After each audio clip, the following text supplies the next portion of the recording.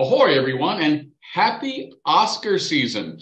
And as we always do, we talk about what's hot, what's not, and what's going to win with the person known to his fans all over the world as Real Kev, film expert and critic, Kevin Thomas. Ahoy, Kevin. David, I love when we get together because you always put me on a pedestal, my fans. Hey, is my sister listening? Sorry.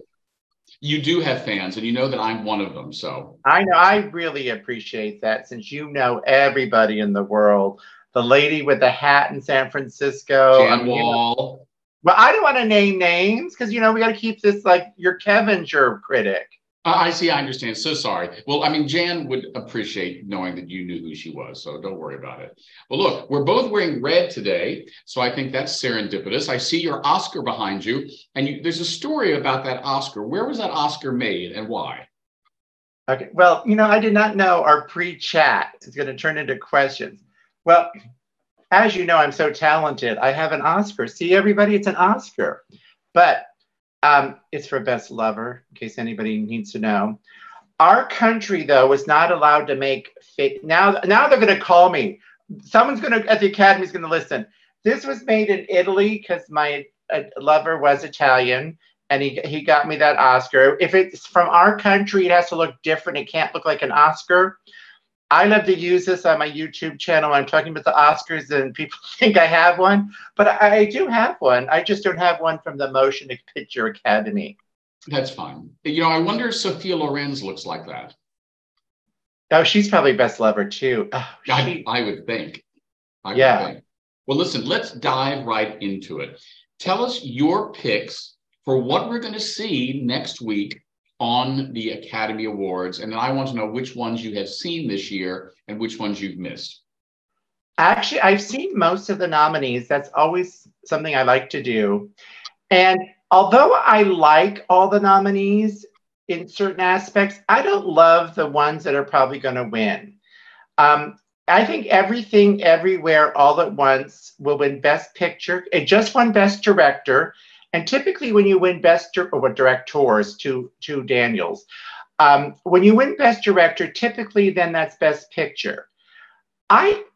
You probably loved it because you're kind of on the weird edge. I just thought it was too weird for me. I love the acting. I'm not going to say anything bad about the acting. I don't know if I can wrap my head around someone whose fingers are hot dogs, It's out there. There's no doubt about that. But I am glad it's out there enough to possibly win Oscars instead of, typically I would think The Fabelmans could win, and maybe it could be a split director and picture. The Fabelmans is super good. It's a very safe bet because it is your typical Hollywood movie. It looks like every other Oscar winner ever made. But, a lot of the voters are just old people. And since I'm kind of old, I'm not really insulting anybody because I'm talking about people my age and up. So you said that those are the ones you think should win, but you think there are ones that are going to win that shouldn't. No, I think Everything, Everywhere, All at Once shouldn't win, but it will win. And Best Actress, I would love it to be Cate Blanchett. Yes. But quite frankly, my real Best Actress, the who wins the Kevo Award, her name is Danielle Deadwyler from Till. That's a big controversy in that category this year. I think two of the front runners weren't nominated, Danielle and Viola Davis and The Woman King. And everyone's blaming this actress, Andrea Riseborough, for To Leslie, because that movie made $27,000. That's it. And how is she Oscar nominated? So I never even heard of that movie before the nominations. I watched it the next day. She deserves her nomination. She was really good. I'm sorry if it didn't make $5 billion like the other people campaigning. But she did have a campaign, and this started the Oscars to have a meeting. A lot of actors were behind her performance, and they used their strength and their following to get people to watch the movie and vote for it. So, you raise an interesting point. I think a lot of people who aren't educated about it like you are and follow it like you follow it wonder, how do some films that absolutely one would think would sweep the nominations don't even get mentioned. Like Till not getting a nomination for that actress to me was stunning. Yeah, and well, And, also the and when you Woman talk King about had zero, nothing for sets or costumes or even music. The Woman King should be up for Best Picture. But yeah. anyway, So when you talk about these campaigns, like right now, I'm in the middle of seeing. It seems like every time I go to the movies or turn on the TV, Avatar, The Shape of Water, or whatever it is campaigning. I saw it. I loved it. I thought it was brilliant. But I wonder, how does one consider that a Best Movie nomination against another film that is more quote unquote traditional? How do you split the difference, and who pays for these campaigns? well, the studios pay, or you could individually pay if you have money. And I'm kind of glad I haven't seen Avatar. I'm going to see it. I'm just not the biggest fan, but I'm not like going to think I'm going to hate it. But I like that Avatar and Top Gun. I know this is a little off topic, but I'll say it real quick. I'm glad that Avatar and Top Gun Maverick are nominated because that will get more people to watch the Oscars. If every movie was to Leslie and they only made $27,000, no one's going to watch and say, what is that movie? But anybody could, a lot of the campaigning is done either through social media now. There's two trade publications, Hollywood Reporter and Daily Variety, and they would run full page ads, or now one of them is all digital. It pop up every time you log onto their site, vote for Till, vote for whatever. And so a lot of times people, campaign. They've had private screenings. Even in the Bay Area, the Delancey Street Screening Room invites Academy members to screen particular movies as a reminder. And it's interesting. My show that just happened last week on my YouTube channel, I'm talking about Oscar upsets and smackdowns. Now, the campaigning could help or hurt you. One thing that I love, for example, is Kate Winslet. She's one of my favorite actresses. She's my favorite actress too. I'm not kidding. It's so funny you say that. And we're wearing red. You're like twins.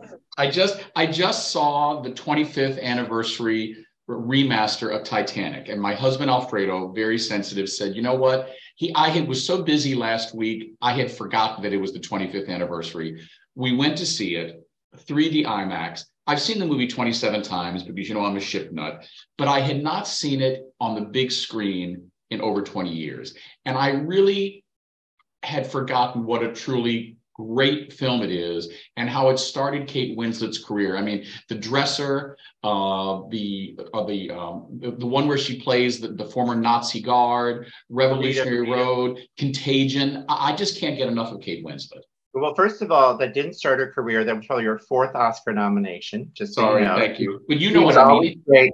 But the Kate Winslet. So the year she won the Oscar for The Reader, she also did Revolutionary Road, and they both were fantastic.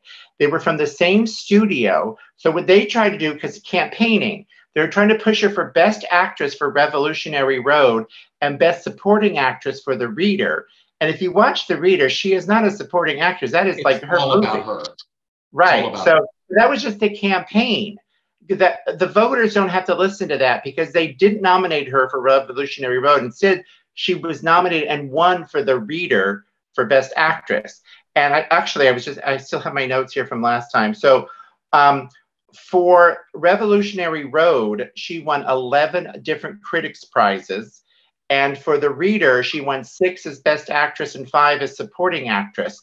So, I mean, it was just the campaign. And, obviously the voters don't always have to follow that because they said, no, like you and I, she's not the supporting actress for The Reader. She's the lead actress. And you cannot be, she could have come in second place too in the original voting, but in the acting category, you cannot be nominated twice in the same year in the same category. They did it years and years ago in the 30s, but now you can't. Right. So defending me saying it started her career, you're absolutely right. But Titanic was the one that brought her to a mass market. Yes, Titanic is the one that made her go more into the mainstream. Because maybe a lot of other people don't know, like Sense and Sensibility, or even Heavenly Creatures. I mean, she had all these small British movies, and people often, they forget she's British because she does a lot of American roles. Yeah. Well, Jack, this is where we first met. I'm sorry, I love that. She said it's so American in that line in Titanic. Yeah. Are there any Well, let me answer this another way. So some of the movies this year I've seen on the big screen, others mainly I've seen, thank you, Netflix and my big screen in our bedroom. How much impact does Netflix, Amazon, streaming continue to have? I'm not talking about the people who go to movies. How much impact does it have on voting? I think, I think that's great impact because before you could stream them, they used to send you a screener in the mail. This is back in old school. So you would get a DVD or even a videotape back in the day, like promoting Kate Winslet. Let's just use her as our example for today. Yeah. And it would say on the screen the whole time you're watching it, for your consideration. So I kind of wish they had to go to the theater in most categories. Like if it was visual effects or sound, I mean, I really don't think they should be able to vote at home for that, because you could adjust your TV any way you like it, or if you're watching it on your phone, how can you do cinematography on your phone? Right. I still think acting could be at home because, you know, you could see emotions and feel it. But I do love the big screen even for any type of movie. But when you're talking about sound and music and visual effects and cinematography, that really should be at the theater. Right. Now, we've heard who you want for actress. Unfortunately, Kate is not up this year. I really do love her so much. Who do you think is going to win Best Actor, and who should win? Well, I think the tides have turned a little. It was all for Brendan Fraser for The Whale, who I think should win. Yes. I thought he was great. But Colin Farrell for The Banshees of Inisherin has been really gaining momentum. I find that movie boring. Did you see it? No, I did not. Okay. Well, next time you want to take a nap, I mean, I made my roommate watch it and she loved it. See, it's another one. I loved his acting. I loved all the acting except for 4 Oscars in the acting categories, not to mention Best Picture and Director. But, you know, I just. So you think that, yeah, I mean, listen, I think Brendan Fraser I think it's the role of a lifetime. Mm-hmm. But you don't think he's going to win, but you think he should. No, I think he could win.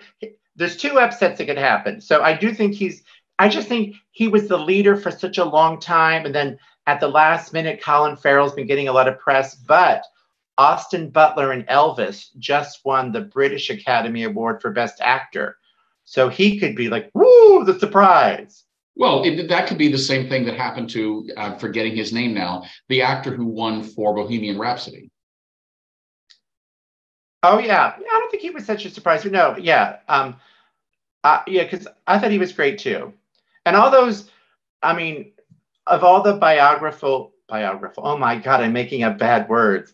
All the biography movies lately that have been getting a lot of Oscar buzz, I'm still kind of, I wished Taron Egerton got nominated for the one about Elton John. I thought he was really good. That was my favorite. See, we are such twins. And I still really did like Jennifer Hudson in Respect. But Austin Butler, you know, I think Baz Luhrmann, the director of Elvis, is, you know, has great credentials and he does quality movies. And when Austin just won the award for the British Academy Awards, I think that's giving him a little notice. Right. So he could be the winner. Well, look, in our last few minutes, talk to me about some of the people we lost last year in film. I mean, for me, Gina Lollobrigida finally shuffling off this mortal coil was such a big deal. Of course, I'm fascinated by Italy, as you know. I went to the town where she was born, Alfredo, and I did, Subiaco in Italy. And I find the ongoing feud between her and Sophia Loren just so fascinating. And reading about her, there were so many things when I read her obit that I'd forgotten she had done. She was a giant star.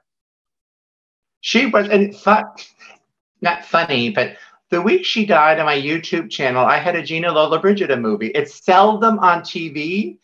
And I was waiting for that movie to do this theme about hotels.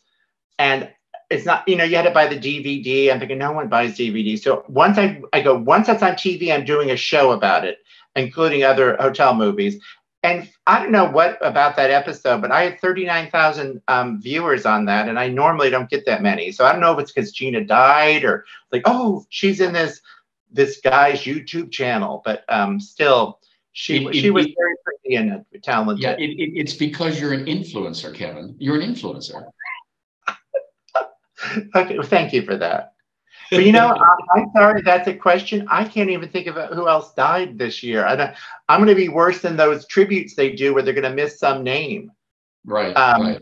Is Betty White this year? I think Betty White was last year. That has to be one of the most celebrated and beloved people in entertainment history. I mean, she's one of the few people that there's just no dirt on. I know. I can't believe there's no dirt, but I mean, she's TV and movies. She was so versatile. You know, she was always cute. And do you ever see this movie? Didn't get great reviews. It was called You Again. No. Where Kristen Bell plays like the nerdy girl in school, and she overcame that, and her arch nemesis was going to marry her brother, and she acted like she never was a bully to her. And then it turns out her mother, Jamie Lee Curtis, is the arch nemesis of her, was the bully's aunt, Sigourney Weaver. And then Betty White ties in because she was a grandmother, and at some dance, she finds her arch nemesis, Cloris Leachman. All right, so, okay, this sounds like something that you would see at a gay bar on Sunday afternoons in the Midwest. I'm telling you, I got Cloris Leachman, Betty White, Jamie Lee Curtis, and who else? Kristen Bell, Sigourney Weaver. Sigourney Weaver. What's the name of it? I'm going to find it tonight. You Again. Wow. I could watch. That's one of those movies I could watch every time it's on TV. It's just super cute. Yeah. So, well, all right. So bullied. It's nice to see. You know, we can overcome being bullied. Yeah. That's an interesting segue as we wrap up. Movies that when they're on, you always see. One of ours is whenever Galaxy Quest is on, we watch it. I love. That's a good one. I just love Galaxy Quest. Alan Rickman just never ceases to please me. And the other one is, of course, First Wives Club, but also Miss Congeniality, which I wish they haven't never done the sequel because the first one was just perfect. That sequel was bad. But David, I'm kind of with you on these because first of all, if Miss Congeniality comes on, I even love the song One in a Million when they're coming down, like she's carrying her little tablets of yes. I will rewind that song. I think I have the dance remix downloaded. The song, the singer's name is Bassoon or something.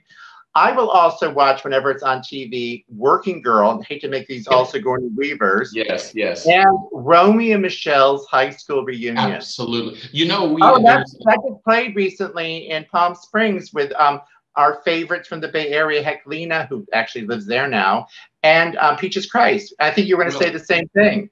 Well, and also two friends of ours who used to be our neighbors are the producers of the musical on Broadway. So that movie has had a lot of future lives. Now, the musical on Broadway has not gotten to Broadway. It's still been out-of-town tryouts. It's still out-of-town trials, but that's our friends. Well, you need to remember wherever it goes to some city next before Broadway even, you know, all my vacations are tied to going to theater wherever it is. I'm going to go to New Orleans some weekend in October to see the Bay Area Tony Award winner James Monroe Iglehart in a musical about Louis Armstrong. Wow. Well, there's no better place to see a musical about Louis Armstrong than New Orleans. So there you go. Listen, we only have a few seconds left.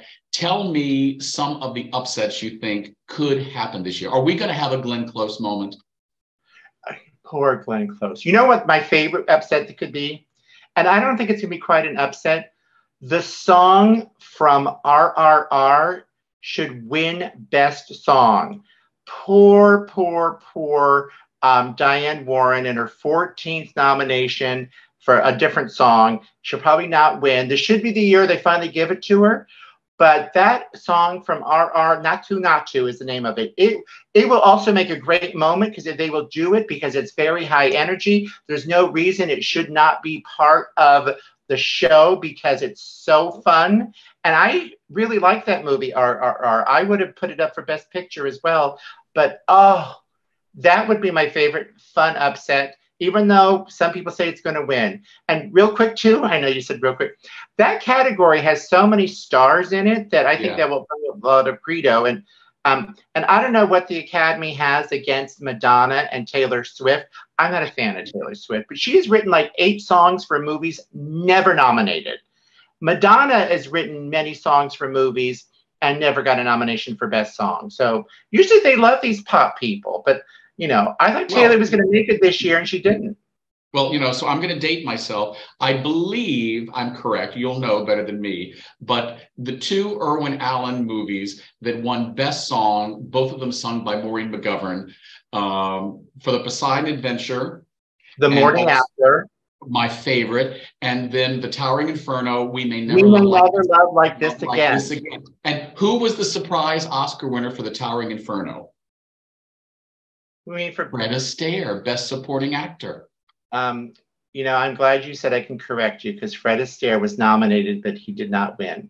Oh, mea culpa. Robert De Niro for The Godfather Part 2 won. I'm covered with shame. I'm covered with shame. No, but Fred was good. And actually, I mean, not that we need to talk about The Towering Inferno, but I thought Jennifer Jones should have been nominated for The Towering Inferno too.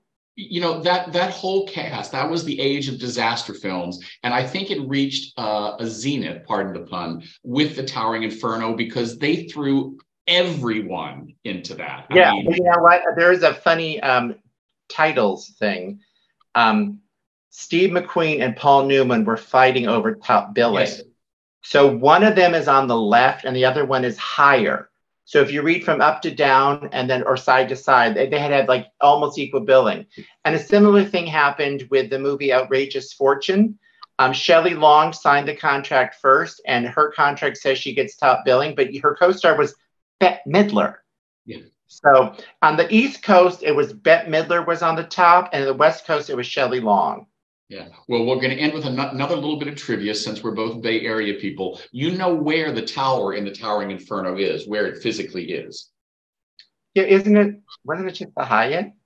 No, well, the lobby with the little elevators, that's the Grand Hyatt. But where the building is itself, it's where the Bank of America building is. Oh, okay. Well, there you go. We may never love like this again, David. Well, and there's got to be a morning after. Reporting from our annual Oscar show, this is David Eugene Perry and Real Kev, Kevin Thomas. Kevin, we'll talk to you after the Oscars. Ahoy. Okay, thank you. Bye.